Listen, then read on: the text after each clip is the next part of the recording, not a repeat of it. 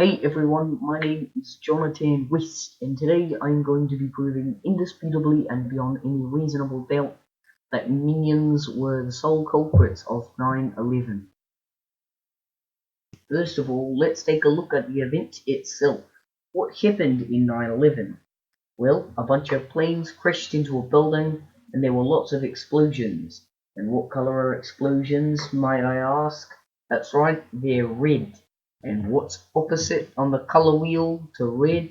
That's right, green. Now, another question I have is, what was the color of the petroleum fuel that spilled out of the plane and started the fires? It was blue. And what's green minus blue? Yellow. And that, ladies and gentlemen, is the first piece of the puzzle. Now let's take a look at the wordplay behind the event of 9/11. In particular, the words Twin Towers. What are the initials of Twin Towers? That's right, TT. And you know what else has the initials TT?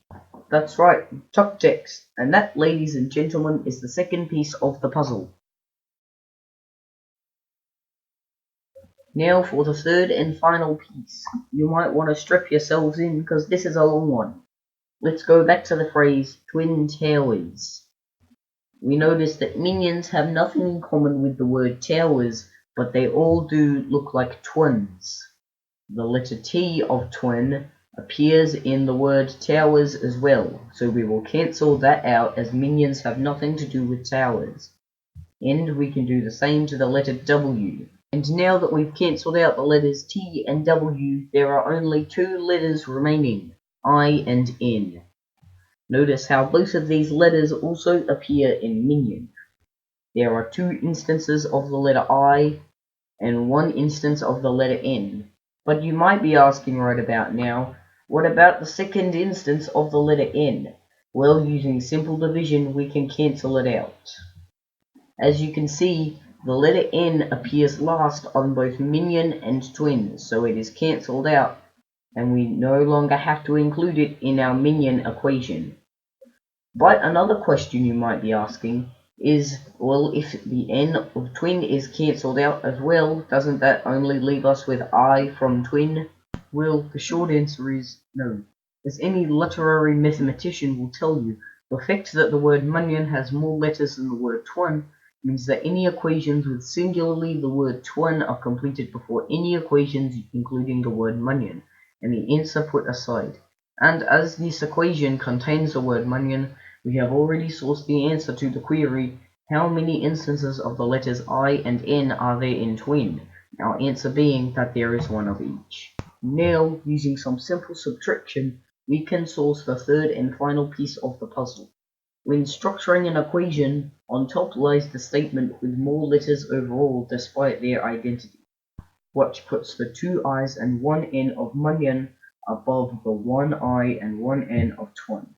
Now, when we turn this into a subtraction equation, we are left with the answer I times 1, and by the commutative property, I times 1 can be converted to the statement 1I. But let's take a look at this statement alone. 1I, more like 1I, as in the most iconic body part on that of a minion. And that, ladies and gentlefolk, is the third and final piece of the puzzle. Now, with all of the information that we've gathered, we have three pieces of a puzzle that we can now put into motion. The color yellow, the word tuk-tak, and the statement of one eye.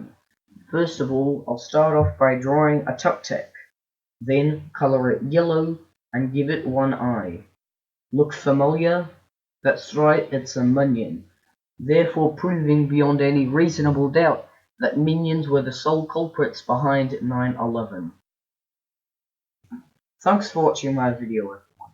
If you want to see more conspiracy theories like this, please leave a like down below and suggest another conspiracy theory for me to prove indisputably in the comments below.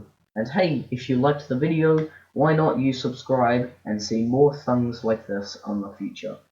Anyway, thanks again for watching my video. My name's Jonathan West, and if only for now, goodbye.